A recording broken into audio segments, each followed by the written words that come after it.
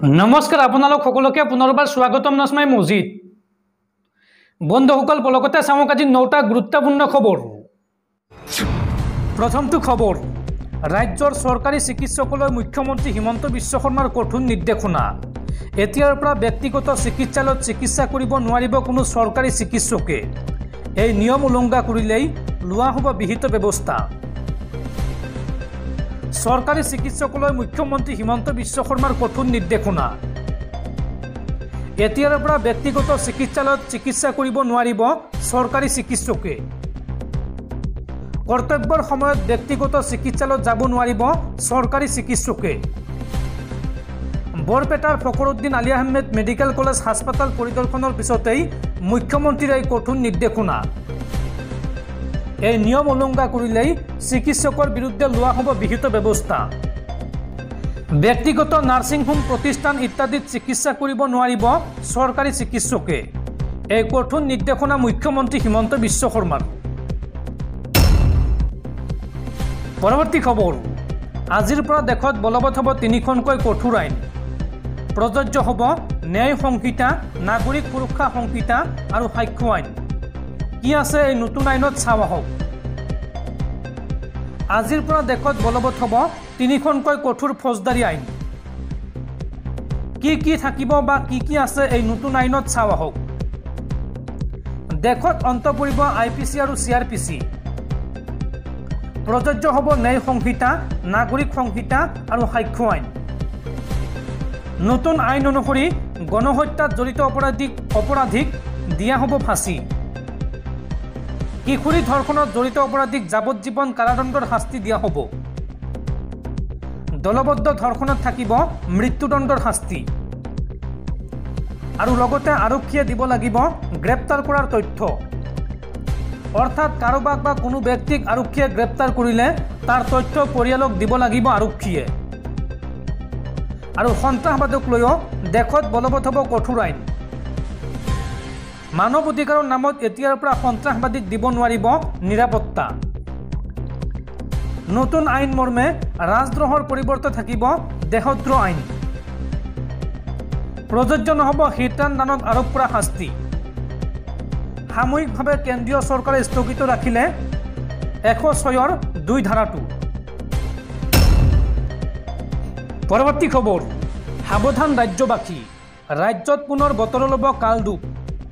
অহা 4 জুলাইলৈকে ৰাজ্যত হ'ব ধাৰাসাৰ বৰষুণ আৰু এই সন্দৰ্ভত ৰাজ্যজুৰি ৰেড এলাৰ্ট জাৰি বতৰ বিজ্ঞান কেন্দ্ৰৰ। আগন্তুক কেইবাদিনলৈকে সাৱধান হওক ৰাজ্যবাসী। ৰাজ্যৰ কেইবাখনো জিলালৈ বতৰ বিজ্ঞান কেন্দ্ৰৰ ৰেড এলাৰ্ট জাৰি। অহা 4 জুলাই পৰ্যন্ত ৰাজ্যৰ সকলো জিলাতে জাৰি কৰা হৈছে এলাৰ্ট। অৰ্থাৎ সমগ্ৰ ৰাজ্যৰ সকলো জিলাতে কম বেছি পৰিমাণে বৰষুণৰ সম্ভাৱনা আছে 4 জুলাইলৈকে। এই কথা জনাইছে বতৰ বিজ্ঞান কেন্দ্ৰই। দৰ্শকসকল আৰু বহুত গুৰুত্বপূৰ্ণ খবৰ আছে। তাৰ আগতে আপোনাক জনাও যে যদি আপুনি এতিয়ালৈকে এইটো ভিডিঅ'ত লাইক কৰা নাই তেন্তে এতিয়াই ভিডিঅ'টোত লাইক কৰি দিয়ক।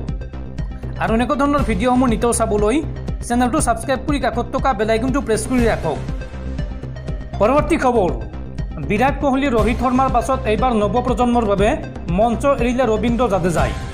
বিশ্বকাপ জয়ৰ এদিন পিছতে T20 ফৰ্মেটৰ পৰা অৱসৰ ঘোষণা কৰিলে ক্ৰিকেটাৰ ৰবীন্দ্ৰ জাদেজাই। অৰ্থাৎ এতিয়াৰ পৰা আৰু আন্তঃৰাষ্ট্ৰীয় ক্ৰিকেটত দেখা নাপাব ৰবীন্দ্ৰ জাদেজাক। পৰৱৰ্তী খবৰ বঙাইগাঁৱৰ পঞ্চায়ত সচিব হত্যাকাণ্ডৰ মূল অভিযুক্তক গ্ৰেপ্তাৰ। গুৱাহাটীৰ বৰবাৰীৰ পৰা গ্ৰেপ্তাৰ কৰা হৈছে জনক নাৰ্জাৰীক। বঙাইগাঁও গড়চুক আৰক্ষী আৰু ক্ৰাইম ব্ৰাঞ্চৰ অভিযানত গ্ৰেপ্তাৰ কৰা হৈছে।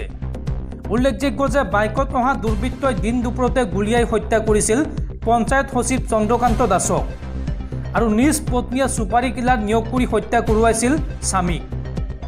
এই পৰ্যন্ত ঘটনা সন্দৰ্ভত চন্দ্ৰকান্ত দাসৰ পত্নীসহ 6 অভিযুক্তক গ্ৰেপ্তাৰ কৰা হৈছে। সামাজিক মাধ্যমত এই কথা জনালে অসম আৰক্ষীৰ DGP GP সিঙে।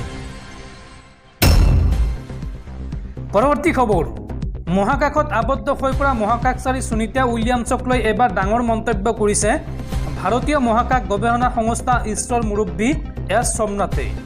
কি ক'লে ইছৰোৰ মুৰব্বীগৰাকীয়ে চাওঁ আহক। কথা আছিল তৃতীয়বাৰৰ বাবে মহাকাশ ভ্ৰমণলৈ যোৱা মহাকাশচাৰী সুনিতা উইলিয়ামছ 13 জুনত পৃথিৱীলৈ ঘূৰি আহিব। কিন্তু যিখন বাহনত তেওঁ ঘূৰি অহাৰ কথা আছিল সেই বাহনখনত হ'ল যান্ত্ৰিক বিজুতি, যাৰ বাবে পৃথিৱীলৈ ঘূৰি আহিব পৰা নাই সুনিতা উইলিয়ামছ।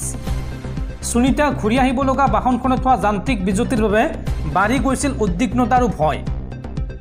অৱশ্যে ভাৰতীয় মহাকাশ গৱেষণা সংস্থাৰ মুৰব্বী এছ সোমনাথে দিয়া এক বাৰ্তাৰ পিছত সকাহ লাভ কৰিছে সুনিতাৰ অনুৰাগীসকলে। এছ সোমনাথে কয় যে সুনিতাৰ উভতি অহাৰ ক্ষেত্ৰত চিন্তা কৰিবলগীয়া একো নাই। এয়া কেৱল সুনিতাৰ ক্ষেত্ৰতে নহয়, যিকোনো মহাকাশচাৰীৰ ক্ষেত্ৰত এনেকুৱা সমস্যা হ'ব পাৰে। সোমনাথে জনোৱা মতে মহাকাশ সংস্থাই সুনিতাক সুকলমে ঘূৰাই অনাৰ সকলো ব্যৱস্থা গ্ৰহণ কৰিছে। লগতে মহাকাশ কেন্দ্ৰত দীৰ্ঘদিন থাকিবলৈ অতি নিৰাপদ স্থান, চিন্তাৰ কোনো কথা নাই। ইফালে আমেৰিকাৰ মহাকাশ গৱেষণা সংস্থা নাছাই কয় যে আন্তঃৰাষ্ট্ৰীয় মহাকাশ কেন্দ্ৰত সুনিতা আৰু তেওঁৰ সতীৰ্থ বুছ উইলমৰ সম্পূৰ্ণ নিৰাপদ। ইয়াত খাদ্যৰ পৰা আৰম্ভ কৰি দৈনন্দিন প্ৰয়োজনীয় সামগ্ৰীলৈকে সকলো আছে। এই ষ্টেচনটো এনেদৰে নিৰ্মাণ কৰা হৈছে যাতে মহাকাশচাৰীসকলে তাত দীৰ্ঘদিন থাকিব পাৰে, ফলত আতংকিত হ'বলগীয়া একো নাই।